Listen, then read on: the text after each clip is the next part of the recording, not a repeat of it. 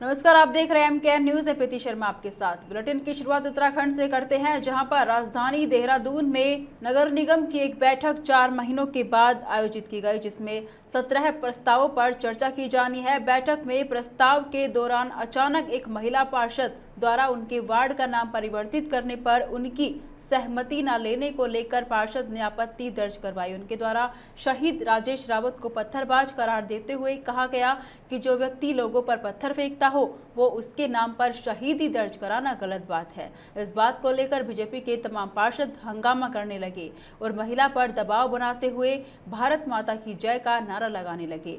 इस बीच पार्षद बैठक छोड़कर बाहर आ गई। की जाती है। बिल्कुल की जाती है। यहाँ पर हमारी कुछ नहीं चलती। 2 साल से ना हमको कर्मचारी दिए गए, ना हमको वार्ड रूम दिया गया है। हमारे जितने भी कर्मचारी हैं वो बाहर रोड पे अपना सामान रख रहे हैं।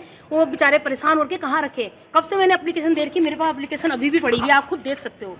मैंने कितनी सारी एप्लीकेशन बना के दिए हैं इन लोगों को, मेयर साहब को 2 बार की, देखो खुद पढ़ लीजिए आप लोग। लेकिन इन्होंने ये इसमें कोई भी संज्ञान नहीं लिया। अभी ये जो राजेश रावत का नाम चेंज कर दिया तो ये गलत बात। अगर करो तो पूरी बस्ती का करो। मतलब भाजपा मेजोरिटी चल रही है यहाँ पर। बिल्कुल चल रही है। अच्छा, जब आपके ये भाजपा वाले एक तरफ हो गए हैं। ये लोग मतलब अगर कांग्रेस का कोई खड़ा होता है तो मेयर साहब भी बोलते हैं बैठो बैठो बैठो, उनको बोलने नहीं दिया जाता। लेकिन अगर बीजेपी वाले से कोई बोलता है तो उनके आराम से सुनते हैं, तो ये गलत बात है। कोरोना महामारी के दौरान स्वास्थ्य विभाग उत्तराखंड में आउटसोर्स के माध्यम से रखे गए सैकड़ों कर्मचारियों ने सचिवालय देहरादून का घेराव किया। बता दें कि राज्य के सभी 13 जिलों से हटाए गए स्वास्थ्य कर्मचारी देहरादून में एकत्रित हुए, जहां उन्होंने राज्य सरकार से सेवा बहाल करने की मांग की। बता दें कि कोरोना महामारी की दूसरी लहर के दौरान इन कर्मचारियों को आउटसोर्स के माध्यम से रखा गया, लेकिन कोरोना के कम होते मामलों के बाद विभाग की ओर से 31 मार्च के बाद से इन कर्मचारियों को हटाने के आदेश दिए गए हैं, जिसके बाद सभी नाराज कर्मचारी अलग अलग जनपदों में प्रदर्शन कर रहे थे। लेकिन सरकार की ओर से अब तक कोई निर्णय नहीं लिए जाने से नाराज कर्मचारियों ने दून में एकत्रित होकर सचिवालय का घेराव किया, लेकिन भारी पुलिस बल की मौजूदगी में प्रदर्शनकारियों को सचिवालय से पहले ही रोक दिया गया, जिससे नाराज कर्मचारी सड़क पर ही धरने पर बैठ गए। रुक करते शिवपुरी की ओर, जहां पर कोतवाली थाना क्षेत्र के अंतर्गत फतेहपुर क्षेत्र में गणेश कॉलोनी में बीती रात 7 से 8 लुटेरों को हम पिछले 1 महीने से हम सभी प्रदेश भर में अलग अलग जगहों पर एक तरीके से कार्य बहिष्कार करके बैठे हुए थे और हमारा सर सब्र का वाहन टूट चुका है। सर हम गवर्नमेंट से बहुत आस लगाए हुए थे, लगभग 25-26 दिन तक हमने गवर्नमेंट को बहुत टाइम दिया सर। अब हमारा सब्र का वाहन टूट गया है। इससे पहले 3 दिन पहले हमने सचिवालय कूच किया था, उसमें हमने सिटी मजिस्ट्रेट के थ्रू हमने ये स्वास्थ्य सचिव को ज्ञापन दिया था अपनी मांगों को लेकर के। हम जितने भी पूरे प्रदेश में 2186 जो कि कोविड के दौरान लगे हुए आउटसोर्स कर्मचारी हैं, उन सभी को हमने ये मांग रखी थी कि उन सभी को नियमित कर दिया जाए। अलग अलग अस्पतालों में CSC सेंटर है, PSC सेंटर है, तो उन्हें अलग अलग जगहों पर रख दिया जाए, लेकिन अभी तक उस पर कोई कार्रवाई नहीं की गई। तो इसी चक्कर में आज हमने यहाँ पर मुख्यमंत्री आवास कूच का डिसीजन लिया सर। ये पूरे प्रदेश भर से आपका US नगर से हो गया, हल्द्वानी, बागेश्वर, चंपावत और आपका ये हरिद्वार हो गया, पौड़ी हो गया, टिहरी हो गया, कोटद्वार से हैं, समस्त पूरा प्रदेश सर यहाँ पर है जी। तो सरकार से हमारी अपील ये है कि कोरोना के उस दौरान हमने काम किया है, जब कोई लोग अपने घरों के सदस्य को भी, जब वो डेड बॉडियां निकल रही थी, उन्हें हाथ भी नहीं लगा रहे थे, इवन प्रशासन भी उनसे डर रहा था, तो हम लोग न्यूनतम सैलरी पर हम लोग यहाँ पर आए और हमने वो काम किया। और उस वक्त सभी ने हमारे लिए थाली बजवाई, मुख्यमंत्री ने भी, प्रधानमंत्री ने भी, और आज हमें ऐसे फेंक दिया है जैसे चाय में कोई मक्खी को बाहर फेंक देता है। तो जैसे कि हमारा कोई यूज नहीं था, हमारा कोई अस्तित्व नहीं था, और पुलिस प्रशासन भी हमें कोई कल हमारा कैंडल मार्च था, नहीं मीडिया के द्वारा कोई सहयोग हुआ हमारा, नहीं हमारी कोई न्यूज़ कल कवर की गई। और मेरे विचार से मुझे ऐसा लगता है कि प्रशासन का दबाव था, जिसकी वजह से जो मीडिया कल हमें कवरेज नहीं दे पाई। रुक करते MP की ओर, जहां पर शिवपुरी के कोतवाली थाना क्षेत्र के अंतर्गत फतेहपुर क्षेत्र में गणेश कॉलोनी में बीती रात 7 से 8 लुटेरों ने एक घर को निशाना बनाया। घर के समय लोगों को कट्टे की नोक पर बंधक बनाया और लाखों रुपए के सामान और नकदी समेट कर रफू चक्कर हो गए। वहीं पुलिस को सूचना मिलते ही पुलिस मौके पर पहुंची। पुलिस ने मामला दर्ज कर लुटेरों की तलाश शुरू कर दी। बताया जा रहा है कि फतेहपुर गणेश कॉलोनी में संजय शर्मा के घर में छत के रास्ते लुटेरे घुसे और कट्टे की नोक पर बंधक बनाकर लूट की वारदात को अंजाम दिया, जिसमें सोने चांदी जेवरात सहित लाखों रुपए की नकदी और घर में लगी एलईडी टीवी लुटेरों ने हाथ साफ उस पर कर दिया। ये करीबन 4:30 पौने 5 के आसपास का बता रहे हैं टाइम कि उस टाइम पे उनके घर में जहाँ वे सो रहे थे पति पत्नी बच्चे, तो उनके दरवाजे पे नॉक हुआ। जब ये पहुँचे तो दरवाज़ा उन्होंने धक्का देके खोला तो उसमें कुछ लोग उनके घर पे अंदर आ गए और इन लोगों को बिस्तर पे ही बोला गया कि कट्टा दिखा के कि आपने जो भी सामान है पैसा है वो आप दे दीजिए। और चाबी लेने के बाद में वो वहाँ से करीबन 2-2.5 लाख रुपये कैश और बाकी जो उनके घर में जेवर थे वो ले गए हैं। करीबन 8-10 लाख की वारदात की उन्होंने। हमने प्रकरण पंजीबद्ध कर लिया है। वहाँ पर सारी टीमें हमारी लगा दी हैं। FSL वगैरह से भी जाँच करवा रहे हैं हम लोग और आसपास भी सब जगहों पर अपने हिसाब से जो भी लगता है उनके बताने के हिसाब से भी और मोडस ऑपरेंडी के हिसाब से भी सारी चीज़ें दिखवा रहे हैं। तो उम्मीद कर रहे हैं कि हम जल्दी पता लगाएंगे। ऐसा ही बताया जा रहा है कि सर लोगों को बंधक ही बना दिया था। उनका जो मैंने बात की थी उनके पति पत्नी से, तो उन्होंने ये बताया था कि अंदर आ गए थे वो और उसका संख्या में उनके अंदर 7 करीबन लोग होंगे और उन्होंने उनको ये बोला कि आप सामान दीजिए। तो इन्होंने बच्ची लेडी जो है उसने अपने जेवर भी निकाल के दिए उनको और बाद में जाते वक्त वो बाहर से कुंडी लगा गया। शिवपुरी के ही बराड़ क्षेत्र में बुलेरो और जेसीबी मशीन में भिड़ंत हो गई है। जेसीबी से टकराकर बुलेरो पलट गई। जानकारी के मुताबिक बुलेरो वाहन जेसीबी को ओवरटेक करते समय जेसीबी से टकरा गई, जिससे कि हादसा घटित हो गया। हादसे में एक की मौत हो गई, वहीं आधा दर्जन से भी ज्यादा लोग घायल हुए हैं। सभी घायलों को शिवपुरी के जिला अस्पताल में भर्ती कराया गया है।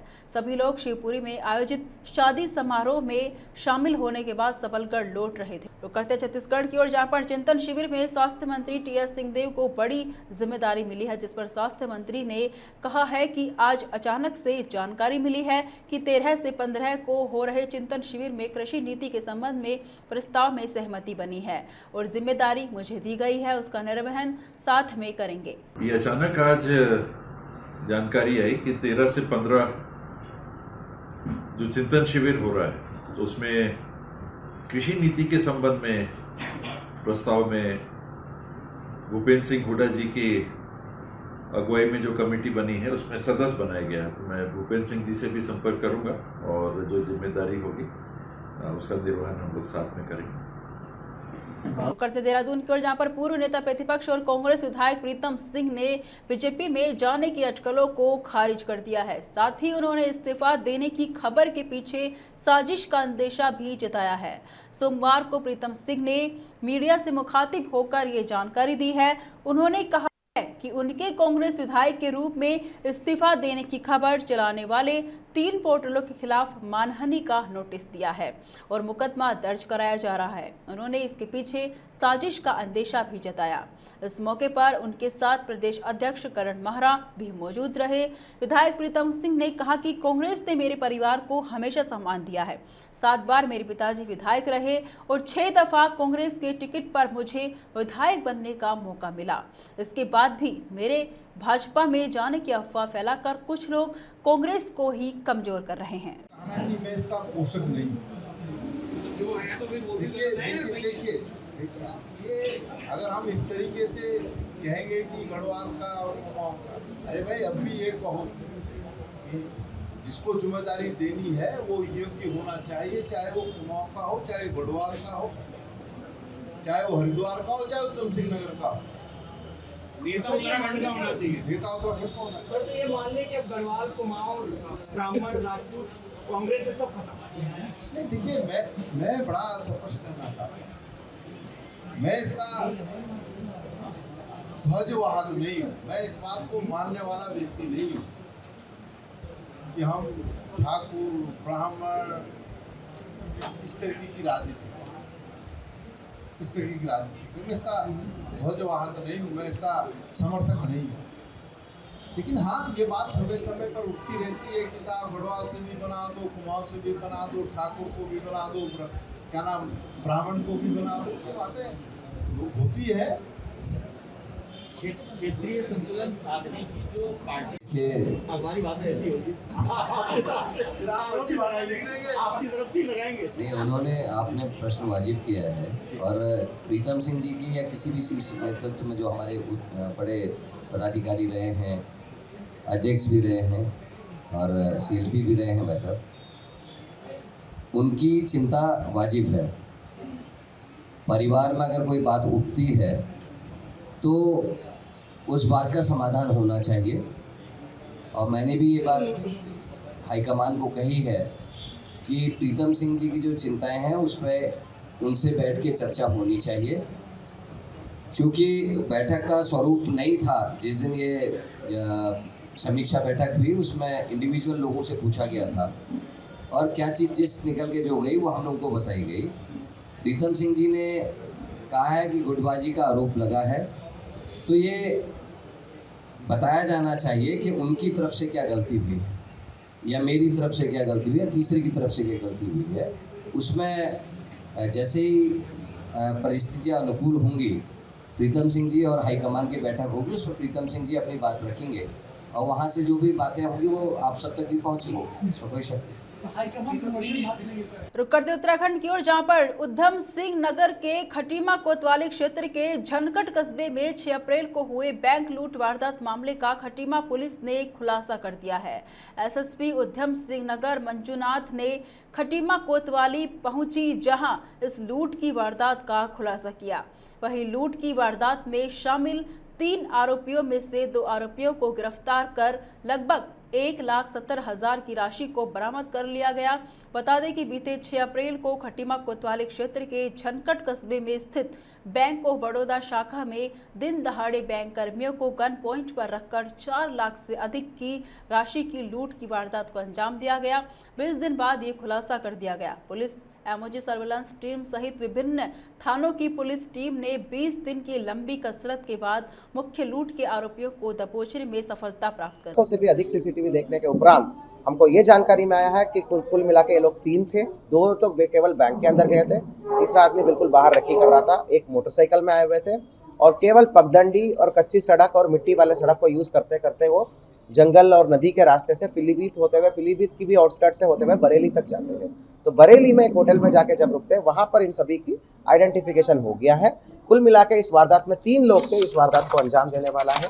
ठीक है, उसमें पहला है नरेंद्र कुमार निवासी झुंझुनू और उसके पशुपति मूल निवासी तो खटीमा का है, ग्राम गंगी खटीमा का है, लेकिन हाल निवासी मिलक में बरेली में रहता है।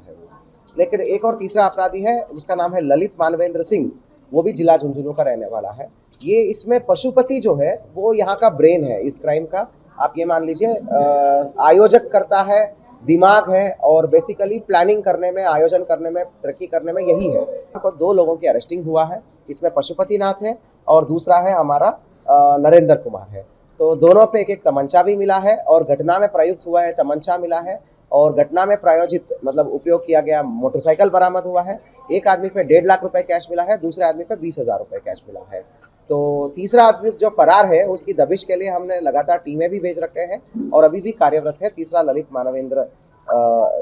मानवेंद्र सिंह का झुंझुनू का निवासी, उसकी गिरफ्तारी के लिए टीमें लगातार काम कर रही है। वहीं महाराष्ट्र में हनुमान चालीसा विवाद को लेकर सियासत तेज होती जा रही है। सत्ता पक्ष और विपक्ष के नेताओं के बीच जुबानी जंग थमने का नाम नहीं ले रही।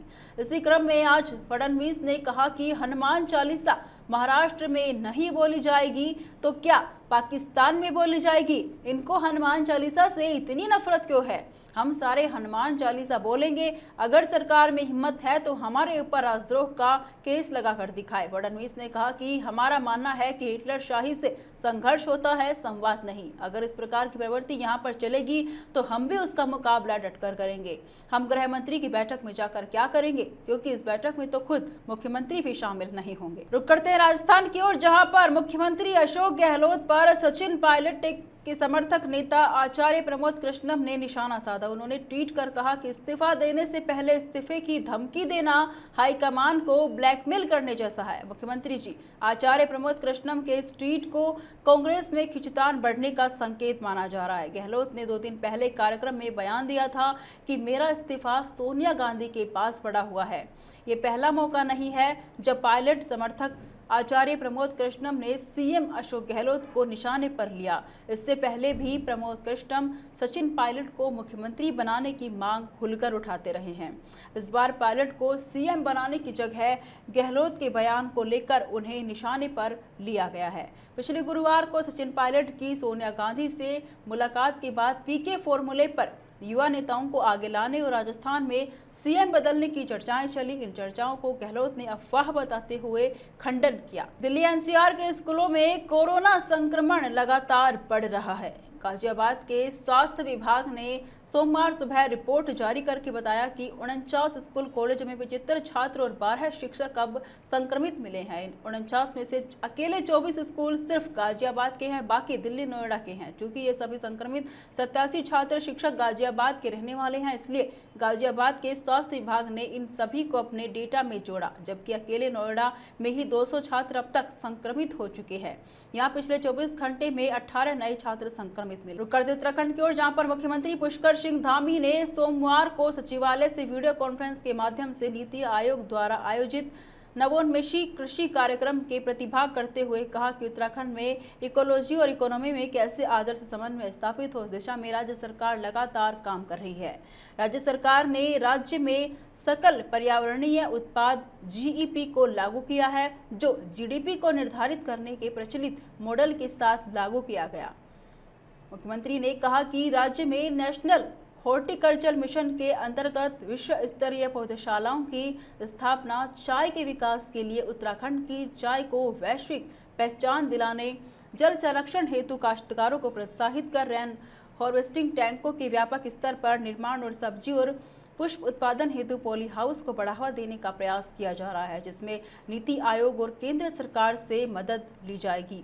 इस अवसर पर वर्चुअल माध्यम से कृषि मंत्री भारत सरकार नरेंद्र सिंह तोमर, पुरुषोत्तम रूपाला, गुजरात के राज्यपाल आचार्य देवव्रत, उत्तर प्रदेश के मुख्यमंत्री योगी आदित्यनाथ, मध्य प्रदेश के मुख्यमंत्री शिवराज सिंह चौहान, आंध्र प्रदेश के मुख्यमंत्री वाईएस जगल मोहन रेड्डी, हिमाचल प्रदेश के मुख्यमंत्री जयराम ठाकुर, नीति आयोग के उपाध्यक्ष डॉक्टर राजीव कुमार, सदस्य नीति आयोग डॉक्टर नीलम पटेल उपस्थित थे।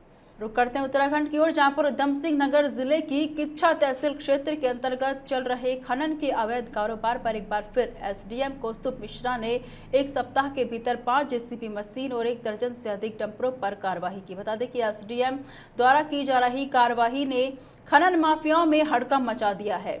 एसडीएम कौस्तुभ मिश्रा ने बताया कि जिलाधिकारी महोदय के निर्देश पर क्षेत्र में लगातार अभियान चलाकर अवैध खनन में लिप्त लोगों के खिलाफ कार्यवाही की जा रही है। उन्होंने बताया कि पिछले 1 सप्ताह के भीतर 5 जेसीबी मशीन और 1 दर्जन से अधिक डंपर के खिलाफ कार्यवाही की गई है।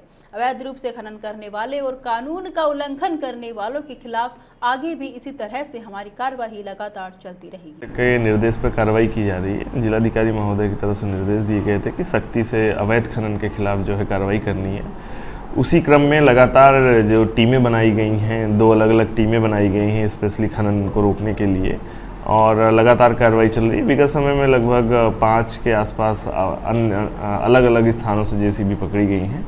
दिन और रात अलग अलग समयानुसार छापेमारी कार्रवाई की जा रही है और ये सख्त हिदायत बरती जा रही है कि कहीं से भी कोई भी अवैधानिक गतिविधि क्षेत्र अंतर्गत ना होने पाए। जो भी वैध कागजों के साथ कार्य कर रहे हैं केवल उन्हें ही अनुमन्य किया जाएगा और अवैध के खिलाफ सख्त से सख्त कार्रवाई की जाएगी। कितने डंपर पकड़े? डंपर एग्जैक्ट संख्या नहीं याद है, लेकिन दर्जन भर से ऊपर अभी विगत जो अभियान चल रहा है उसमें कार्रवाई की गई है वाहनों के ऊपर।